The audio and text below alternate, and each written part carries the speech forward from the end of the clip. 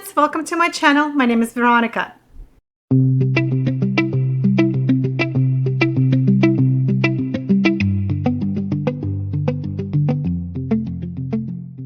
Over the last 2 years, I had an opportunity to travel to quite a few foreign countries, and I was flying from the United States. I had a chance to visit a number of international airports, from South America to the Caribbean, like Aruba, to Europe, and to Africa and Middle East. I also flew to Belarus and Russia, where my family lives, but that was about 3 years ago.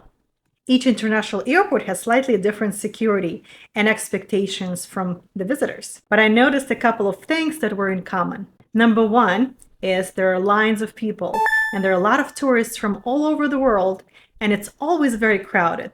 Even if it's a smaller airport and you think it might not be as congested as some bigger ones, you're wrong. Because even in the smaller airports, there will be a lot of tourists, a lot of visitors, or people who are passing through. So that only means that you have to give yourself more than enough time, maybe 2 or 3 hours. That's why they sometimes say that for international flights, arrive to the airport at least 3 hours in advance. And nowadays, you might need even more time than that. And the second thing that I noticed was the special attention to the Americans. Since I was flying back to the United States, or maybe you're flying through the United States to another country, so any flight that goes back to the United States gets very special attention. So the bottom line and the main rule is give yourself enough time. Arrive to the airport earlier, and when you're booking your flights or you're booking your vacation, you're booking your connecting flights, make sure there's enough time between the flights. I wouldn't give yourself 1 or 2 hours between the flights. Make sure you have at least a couple of hours. Ideally would be 3 or 4 hours if you're doing a transfer in one of the international airports. In this video, I would like to share with you some of the stories and experiences that I had in those international airports. And maybe some of my stories will help you be more prepared for your next trip or your next flight overseas. One of the first bizarre stories that I'm going to tell you today was in the Egyptian airport. So I flew to Cairo to go see the pyramids and meet with my mom. When I arrived there, first of all, it was extremely cold in the airport. It was so freezing that I had to put all the sweaters I had on me in order to wait for my mom. Then I thought I was gonna go get my luggage, get something to eat, and wait for her in the waiting area in the airport itself. So the first thing I noticed in the airport is that it was extremely empty. There were not a lot of people. And you would think that Cairo, the pyramids, everybody's going to go to Egypt for travel, to visit. But then I realized that it was not because there were no people who were flying to Egypt or leaving Egypt. It was because of the policy of the airport. They would not allow anybody who is waiting for the passengers or for the visitors to come in. They would not allow these people inside of the airport. So everybody had to stand outside in the heat and wait for people to come out of the airport. Even when I was flying back, you have to show your passport and your boarding pass that you're actually going to fly the plane in order to enter the airport. Nobody was allowed. Not the taxi drivers, not the people who will be meeting you, nobody. Only the passengers were allowed to the airport. A couple of years ago, there were a couple of incidents in Egypt, and that's why they locked down the airport for security reasons. And now nobody was allowed except for if you're really flying out or flying in to Egypt.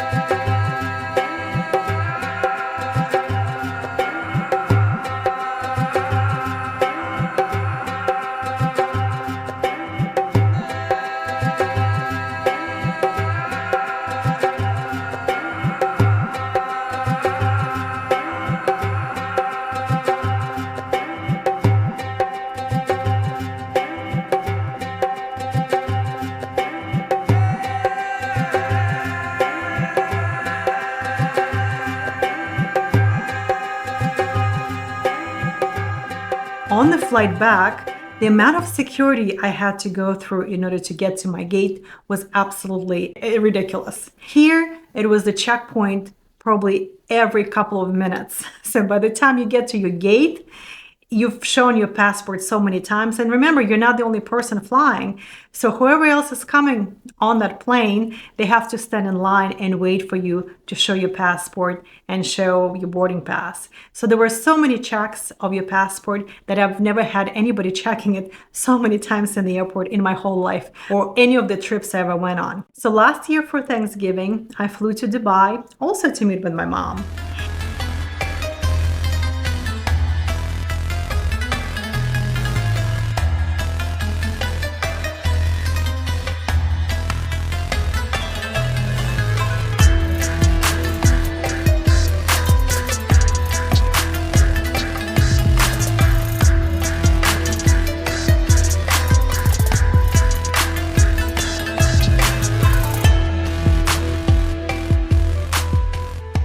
And in Dubai, you would think that the airport is extremely modern. You have all these amenities, all these great things because, Dubai is like built on steroids.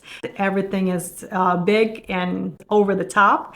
I was expecting that from Emirates Airlines. And to be honest with you, I was not that impressed with the airlines or the service on the airlines. And at the airport on the flight back, we came to the airport and there are so many terminals there and everything is spread out to the point where you cannot just walk from one terminal to another, the departure terminals I'm talking about. So you have to either take a metro train or a taxi ride from one terminal to another. So when you're flying out of the airports, make sure you double check the terminals because sometimes the terminal does not mean it's at the same airport. It could be a completely different building, maybe even 10 minutes drive from the main building where you're arriving, because that was an eye-opening for me because I didn't expect the airport to be so huge and so many terminals in so many different locations. So when I finally arrived at the terminal, well, they would not let you through security. So if you get to the airport and your flight is not until morning time and you were hoping that you can spend the time at the airport or sleep at the airport,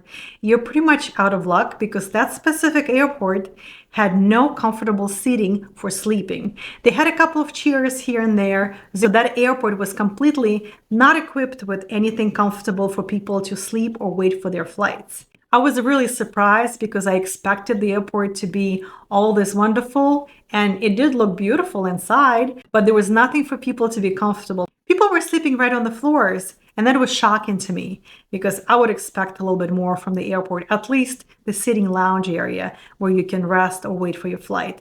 Since they're not letting you inside of the gates or inside of the secure zone for you to wait for your plane.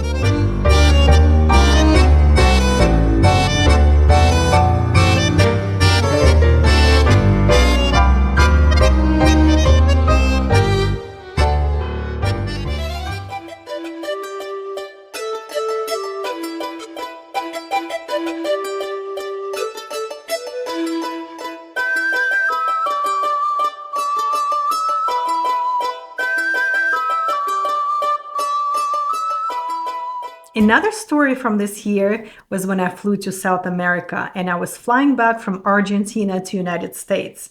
In Buenos Aires, I arrived to this local airport. It wasn't going from the main airport, but somehow it was one of those national airports that was going from one place to another because I was making a stop in Chile. And once we got the boarding passes, we went towards the security zone where they're going to be checking the customs and the passports and do all the screening. From the outside, the airport was rather small, so I really didn't expect much. I didn't think it's going to be a big line or anything like that, but oh boy, was I wrong. First, you had to go through the security screening, and they were a little bit weird about the items that you can bring with you. It wasn't about the size of the liquids or the sprays or anything that you bring with you, but the content of that liquid. For example, I had a bug spray with me, and it was a small bottle like this that I had in my carry-on bag, and they were not happy about it. They asked me to take it out and throw it out. And apparently, any kind of sprays or aerosols were inflammable, and you could not bring it on board. Another thing that they got really weird about was the amethyst. During the stay in Argentina, I went to the amethyst mines. And then I purchased one of these rocks, the amethyst rock, at the mines, just like a souvenir. I mean, it has beautiful coloring, as you can see. They asked me to take this rock out. They asked me to look at it. And I didn't really think much about it. I mean, look at it. I mean, it's just a small rock that fits in your hand, but apparently it's a dangerous object. This little rock was rather expensive, so I'm glad that they didn't make me throw it away. So in that specific airport or in South America, they're very serious about your personal security. And this rock was considered potentially dangerous. So after they did the screening, you had to stand in line to check your passport. The line was very, very long and it was moving very, very slow. So we had about 2 to 3 hours before our plane ride, and we literally spent those 2 hours in that line, security line, just to get through the customs, through the passport check. And there were so many people also from different countries standing in that same line. You really cannot tell from the outside when you're getting to the airport how busy or how many people are in the lines to go to on those international flights. So if we arrived there maybe an hour and a half, maybe less than 2 hours, we would not have enough time to get to security and get on our plane. We would have totally missed it. So thankfully, we got lucky. We went through. It did take us probably an hour and a half to 2 hours to stand in that line. There were no public bathrooms in that area. You were not allowed to go back through security to the airport to use the bathroom, and you had to wait your turn in order to go through security on the other side in order to use the restroom. So there was no restroom, no bathroom in that line. And it was a problem for some people. I know that for sure. So before you get into any kind of security line, into any kind of screening, make sure you go to the bathroom ahead of time, because you don't know what that airport has or doesn't have behind those closed doors. After that, we flew to Santiago, Chile. And from Chile, we were supposed to fly back to New York City in America. So right before boarding, while you're in that secure zone with the transfers and everything, and you probably purchased yourself a drink, maybe you purchased yourself, we purchased Coca-Cola. We got just a couple of bottles of Coca-Cola to take with us on the plane. And guess what? We were not allowed to bring any liquids because that flight specifically was flying to the United States, and they were taking liquids away from you right before the gate. So you could not bring any water, anything to drink. You could drink it inside of the gate while you're in that secure zone, but you couldn't bring anything liquid with you on the plane. That was a little bit bizarre to me, just because I already passed through security. What's the big deal? But they did not want it. And I think it's because we were flying to the United States. Because in most countries I've been to, they're not as strict about the liquids that you take with you on the plane, versus it is if you're flying in the United States or to the United States. And those international security authorities in other countries, they take it very seriously too. So in the same line where they were screening for your liquids, they ask you to open all of your bags to see if there is any more liquids anywhere else hidden, or anything else that is, I guess, forbidden to bring on the plane. So you go through that line, and then when you're almost going through the bridge to go to the plane, they randomly select certain people and they ask you to open your bags again, to go through your things again. And it is, again, it's the double security or double screening or triple screening. It's just so much screening. And you get to the point where how much more screening are they going to do on you? So if you have any clothes on you or things that you store in your pockets, they will ask you to take it off. If you have something in one of those reusable water bottles, make sure you dump it before you get on any of those planes that fly from any other country back to the United States.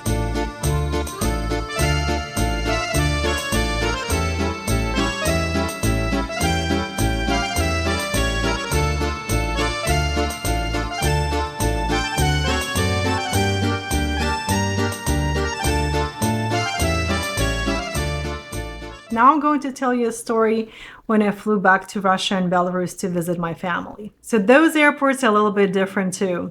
And there are certain expectations from the tourists or the visitors, and I'm going to share it with you. First of all, if you're switching any planes and you're first flying to Moscow and then from there going to some other place, you have to take your bags out and you have to recheck them back in. So it's not only a hassle, but it can be a nightmare, because if your next flight is hours and hours away, you will have to wait with your bags inside of the airport, and hopefully you can check them back in about 3 hours before the flight and go through all the security and all these measures. So you cannot really stay in the secure zone. Sometimes you can, but again, it depends. But that stuff is usually very unpredictable if you're flying with luggage. The second thing that they do in my country, in Belarus, is as soon as you arrive, even before you go through the customs, they're asking you to buy a medical insurance. Because back home, there is no such thing as medical insurance for the locals. Any doctor's visits are pretty much free if you go into the hospital or you go into the clinic. But the visitors and the foreigners will be charged a certain amount, like you have to buy an insurance policy for the medical expenses, because they want to make sure that you pay for your treatments at the doctors, although the locals don't pay anything. And I think some other countries have something very similar. So you have to research that stuff in advance and maybe purchase the medical insurance for that country if that's the case. Or in the case of Belarus, you have to purchase the medical insurance before you even get to the customs or even before you go through security. Their booth would be sitting right outside the gate where you arrive, and they want to make sure that you spend the money and you purchase that policy. Yes, of course, it's not that expensive. Maybe it's $10, $20 or so, but you have to buy it. It's one of the rules. So when you're exiting the airport or you're trying to get through security to get outside, make sure you choose the green corridor. And that's where you're not declaring anything. If you're going to choose by mistake, maybe the red corridor, they will screen you again. They might randomly pick you or select you to go through the red corridor to see what's in your bags if they find something suspicious or something looks suspicious. But by default, anywhere you arrive or anywhere you go, make sure you go through that green gate to get out of the airport. And in Belarus, they might even ask you to put all of your luggage and personal items and carry-ons on the same scales to see how much weight you're carrying with you. And they might even charge you extra fees for the extra weight. Although you might think it's bizarre because you already finished your flight, you already arrived to the country, and that weight was okay when you were boarding the plane. Maybe you bought something in duty-free, but now you arrive to the country like Belarus, and if they think that you're overweight or there is a way to make money off you, they will do so, because some of the countries are very corrupt and they're looking for any opportunity to make money off the tourists. Be aware of that. And if it ever happened to you, let me know in the comments below.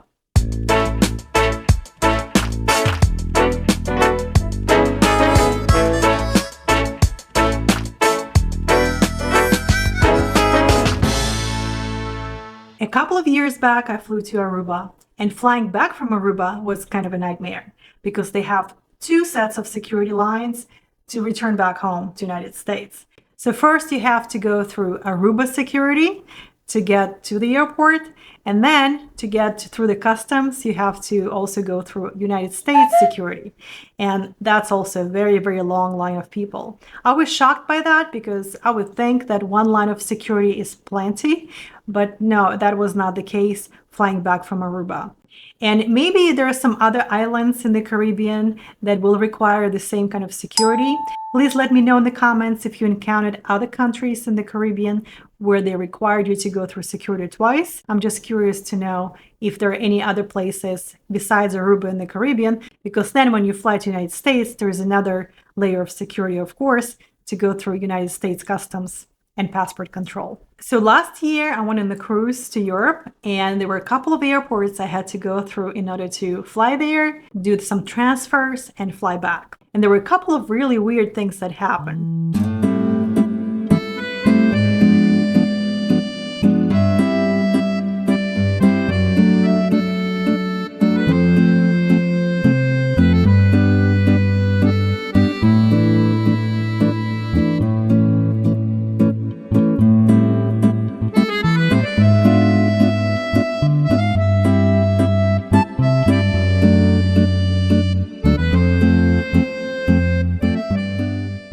Please note that in Europe, while you're in the secure area, maybe you're making a transfer, you don't necessarily have to get out of the airport or get out of the secure zone in order to get your boarding pass. A lot of times I was able to get my boarding pass right on the phone by connecting to the airport Wi-Fi. Because a lot of times if you're doing international transfers and you're flying in Europe from one country to another, if you're switching the planes, you're switching the carriers, they will ask you to get a new boarding pass. They will not issue you a couple of boarding passes to go all the way to your final destination. You will have to get a new boarding pass. And if people didn't know that you can get that boarding pass online, you would have to probably get through the gates to get back out into the airport. get your boarding pass, do all that security thing again, do all that bag weighting and making sure that your limits on your carry-on is allowable. They have to probably put a tag on your carry-on that this is a bag that is allowed on the plane and things like that. There are a lot of tricks around that system. As I said, you can get a boarding pass online, and then you can stay in the secure gate without going through all those hoops and all that trouble. The other thing that they do at some airports to make sure that you're bringing a allowable amount of weight in your carry-on is they put you through this machine where you have to walk through the special scales where they check your weight. So if you're bringing a bag and you're carrying it behind you, let's say that bag is only 10 kilograms, or it's allowed to have 10 kilo, but it's a lot more, the scale will pick up that bag's weight. And they might stop you, they might take the bag away from you and ask you to check it in. But what you can do to trick the system is when you're going through the special scale, lift up your bag, because then it's going to be your weight, not the weight of your bag. If you're rolling it separately, they will be able to pick up the weight of the bag. But if you're carrying your bags while you're going through the gate, and then it's going to be your weight, then they will not stop you. Just check it out next time if you see that they are sending you through those special scales to weigh your carry-on bags. Talking about internet, some international airports have limited capabilities and they don't necessarily have Wi-Fi everywhere, or the signal can be bad. But some airports have special stations where you need to get access to the internet, where you have to register, you have to put your phone number and things like that. I encountered this issue in Istanbul, Turkey, where I had to go to a special station to get a code after the registration, with providing them my information like my email address and my phone number, and then I would get a code in order to get online. Yes, the internet was free. Some airports will not give you free internet. Like I flew to Cuba, you had to purchase internet in order to get online. So you will encounter some of that as well in some places where they charge you for the internet, or they charge you for access to the internet. So keep that in mind.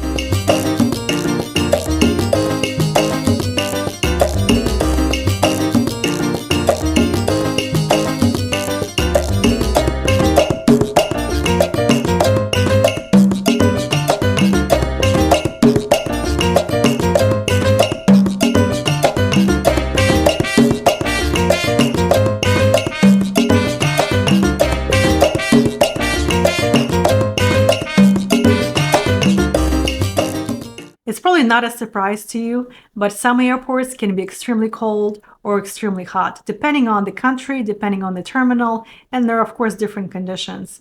I'll tell you that the countries I flew to the last couple of years, like Egypt and to Dubai, both airports were extremely cold, and you had to pretty much put your sweater on within the first 10 minutes because it was freezing. Since the temperatures outside are so hot, they think that people would enjoy that AC, and it's nice to have AC inside of the building or while you're waiting, but if you're waiting for many, many hours, it's going to be extremely cold. It would be great to have a blanket on you, but of course we're not carrying blankets on the trips like this or on our vacations, but just be prepared that it might be extremely cold.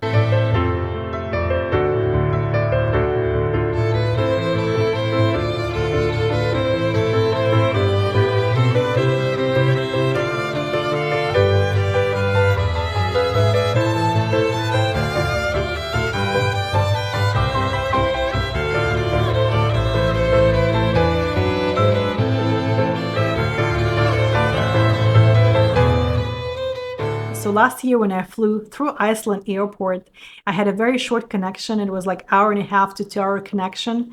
And I had to make it from one terminal to another. The flight attendant told me, oh, don't worry, it's a small airport. You will make it within that time frame. No problem.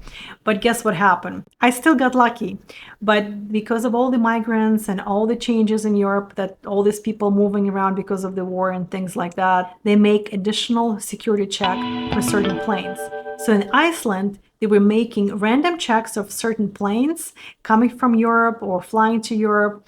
And actually, they will get the whole plane to go through security, even though it's your transfer, you're not staying in Iceland. They would take the whole plane, all the people on the plane, and put them through security. And we ended up being one of those planes. We were not the only plane that was picked for that additional security check. There were a couple of other planes, and that made the line extra long. So people who were traveling with luggage, maybe they went on the cruise and they were flying back to the United States, some of these European countries require you to take your bags back, or during the transfer, you have to recheck your bags.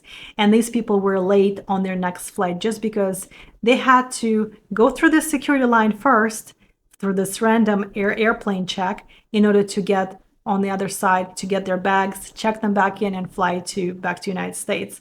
It was a nightmare. I couldn't believe that we had to stand in that line for close to the time we had between the flights. So it was a good hour and a half in that line just to go through security for them to randomly check our passport and transfer to the next gate. That's why I was saying that when you're making your plans and you're making those connecting flights, give yourself enough time. If you have a later flight, maybe you get 3 or 4 hour delay till the next flight. That's probably nowadays a good new norm versus just 1 hour or 2 hour between the flights, because those extra security checks, those extra rules that they have in these international airports are absolutely outrageous. And it can be not only exhausting for you, but you can miss your flight because of it.